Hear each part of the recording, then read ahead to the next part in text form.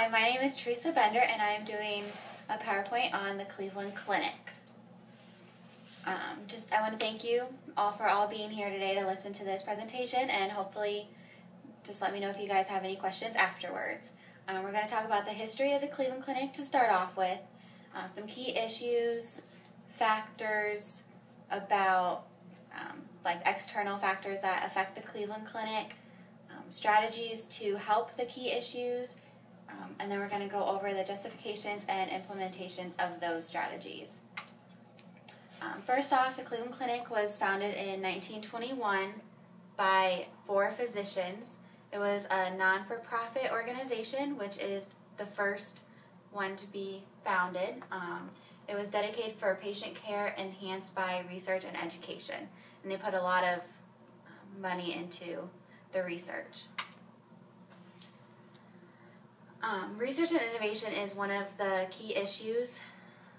Competitors, the Cleveland Clinic has competitors to reach their level of innovation, being the leading innovators. They might, start losing their lead in that and lose their competitive edge. The world is changing, and that means the healthcare system has to change with it. Competitive for the walk-ins, the CVS recently started a minute clinic, and that could potentially take away patients from the Cleveland Clinic who want to be seen quicker, as they won't be able to in urgent care. I know sometimes the wait is 45 to an hour, if not more, during the flu season especially. And if more patients go to the CVS Minute Clinic, that could take away from our patient visits, the patient customer care that we want to give out, and the access to that care. Some external factors, as you can see, we're around average at 2.68 for the average companies, which is 2.5. There's joint ventures as an opportunity, joining with other hospitals to gain their knowledge, more brain power, the better ideas you can come up with. It's one of the top 4 hospitals in the nation, and they could, that could be an opportunity to gain higher ranking in that top 4. By having locations other than a majority is in Northeast Ohio, there's Florida, Las Vegas, Abu Dhabi. If we had more Cleveland Clinics in other locations throughout the United States and the world, that would increase patient knowledge, patient access, and the visits that we would have. Some of the threats would be a lot of the providers are hitting the baby boomers generation, which they're getting elderly and are going to need health care themselves. So that would be good providers that we would lose. The University Hospital, which is a local competitor for Northeast Ohio, has its own research and innovation center now. So if they get that going pretty well, that could take away from our competitive edge with them here locally. Compared to the Mayo Clinic and University Hospital, the Cleveland Clinic comes in the middle, at Mayo Clinic being the highest. They have the most competitive advantage with quality of service, advertising, global expansion, financial position, loyalty, innovations. They're all rated differently, but the Mayo Clinic comes out in the lead, with the Cleveland Clinic second. And this just shows there's 3 different strategies.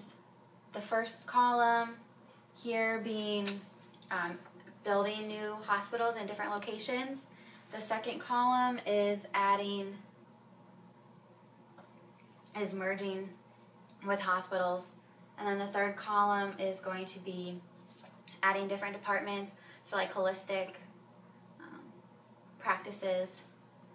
And then, as you can see at the bottom here, it shows that building more hospitals would be the most attractive for the Cleveland Clinic to do. So the strategies, again, buying land to build hospitals, merging with competing hospitals, adding departments for holistic approaches. To justify those, if you add more hospitals, the patient care would increase. You would be able to, have more patient access. It would generate money in the long run. I know it takes money to build hospitals, but in the long run, it would be an advantage to the Cleveland Clinic because it would generate the revenue for them. They would be able to provide world-class care all over the world, more than the 5 or so locations that they have now. We would be able to do more within the United States and outside.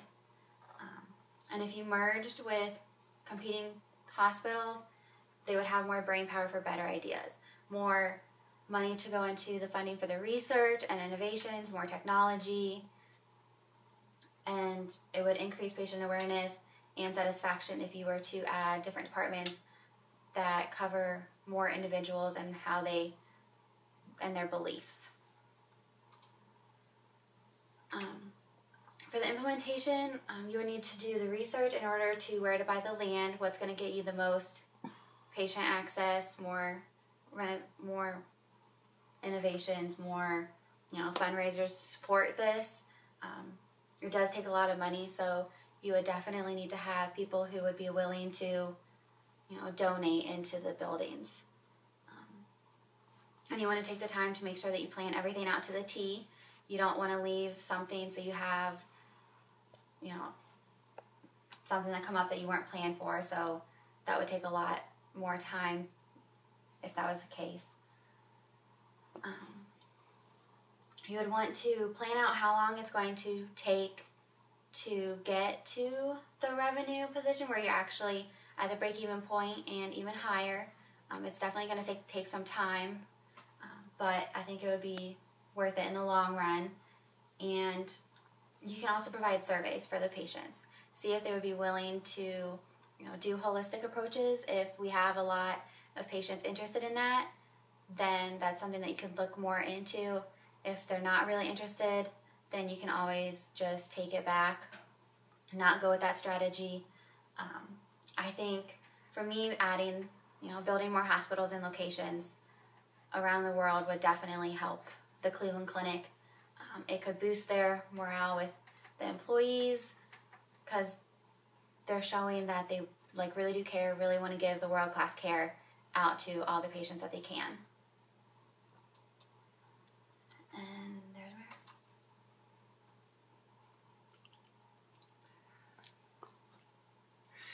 my again, thank you for coming here today to listen to this, and I hope, if you have any questions out of this, feel free to ask.